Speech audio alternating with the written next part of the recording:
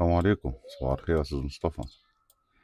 خليني أشرح لحضرتك الديزاين كده تاني سريعا. احنا جينا هنا في الجزء ده، حطينا الركنة. تمام كده اهو بالشكل ده، وحطينا معاها السفرة هنا، وحطينا معاها اتنين فوتيه صغير كده في الأرض، نقدر نشيلهم أو نسيبهم. وعملنا كده بالشكل ده آه، انتري هنا، اتنين كنبة ومعاهم مكتبة خشبية بالشكل ده. وده شكل الريسبشن طالع معايا بالشكل ده. ده طبعا الخشب اللي في السقف ده اللي حضرتك هتشوفه في الصور بتاعة الريندر اللي هتجيلك ان شاء الله.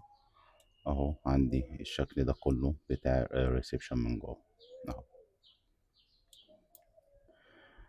خليني بقى يعني دي شكل البلكونة كمان اهو.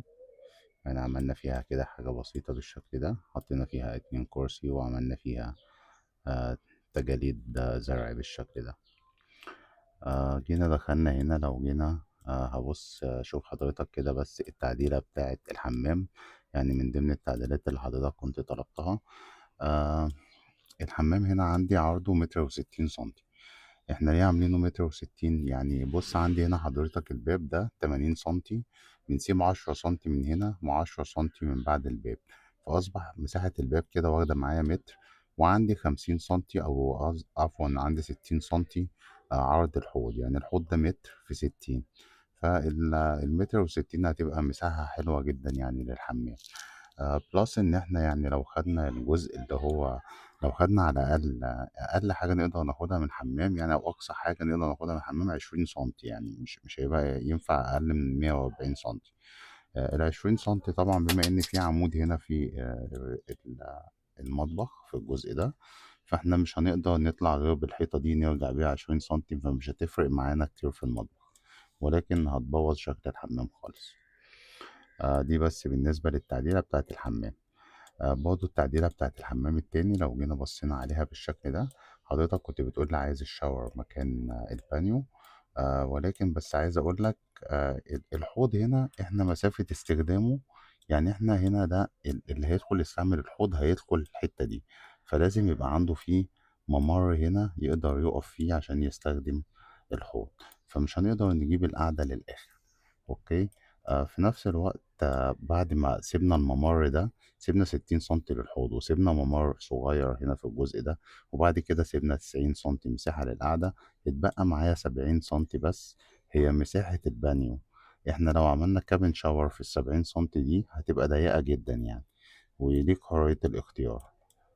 بس فهي كده هتبقى يعني مناسبة شوية للمساحات بس بتاعتنا، عشان يبقى التوزيعات اللي يقف يستعمل الحوض يكون مرتاح شوية، واللي يستعمل القعدة يبقى برضه ما تبقاش الدنيا مخنوقة ومسارات الحركة ضعيفة يعني. بس بالنسبة للغرفة بتاعة الأطفال لو جينا دخلناها اهي بالشكل ده كده. آه انا عملت لك حاجه شبه كده، شوفها برضه هتعجبك او لا. حاولت اعمل لك مثلا ايه، صغرت لك الدولاب كده شويه، خليته 2 متر 30، ووقفت لحد العمود هنا عملت لك حاجه كده حرف ال، طبعا الالوان هتتغير وهنظبط الالوان كلها. وعملت لك هنا زي تسريحه كده صغيره. طبعا بالنسبه للاقتراح بتاع حضرتك ان احنا نجيب السراير هنا بالطول، فعايز اقول لك ان احنا لو قلبنا السرير ده هنا حطينا سرير 120 وسيبنا كومود 60 وجينا سرير 120 تاني هيبقى طويل جدا، فالممر ما بينه وما بين الدولاب هيبقى صغير أوي، وعشان هيبقى طويل جدا من الجزء ده، فالحتة دي هتبقى أقل من 50 سنتي، فهتبقى ممر ضيق أوي للدخول بتاع الغرفة. فبلاش الاقتراح يعني إن احنا نغير أماكن السرير. لو جينا للغرفة التانية هنلاقي شكلها بقى كده الحمد لله بالشكل ده اهو، هبعت لك صورها برضه، السرير والتكييف والتسريحة. ولكن بس عايز اوضح لك انا ليه كنا حاطين التكييف الناحية دي.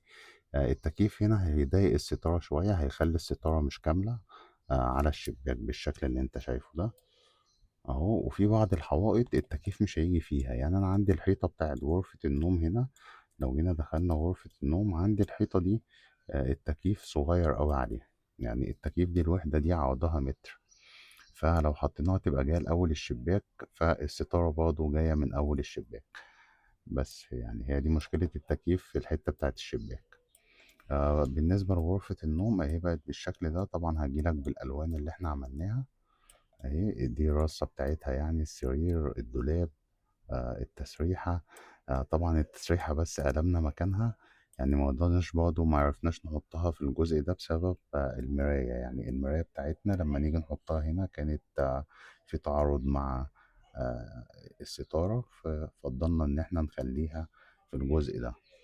ولو حضرتك شايف برضه أي تعديل قول عليه برضه. بالنسبة للمطبخ، لو جينا حضرتك زي ما قلت لي، كنت قلت لي عايز هنا نحط الحوض. فالحوض هنا هيبقى 80 سنتي، ونحط جنبه غسالة أطباق أو غسالة ملابس اللي هي دي مساحتها، ولكن مش هتاخد غسالة أطباق. يعني المساحة دي مش هتجيب معانا التلاتة جنب بعض. أقترح عليك إن إحنا ممكن يعني نحط الغسالة من الغسالات، يعني نحط واحدة هنا زي ما هي، وننقل واحدة تانية هنا، هيبقى بس معانا خط المية في الجزء ده والجزء ده. وفي اقتراح تاني إن إحنا ممكن ننقلهم كلهم في خط واحد، يعني نخلي الحوض والغسالات كلها في الخط بتاع التلاجات دي، يعني هيبقوا التلاتة برضه واضحين قدامنا. اوكي، وهننقل برضه التلاجات مكان البوتاجاز، وهنرحل البوتاجاز مكان الحوض، فهيبقى فيها لفة تانية يعني. ولكن هي مش هينفع التلاتة مع بعض في الجزء ده. بس ده بالنسبة للتعديلات.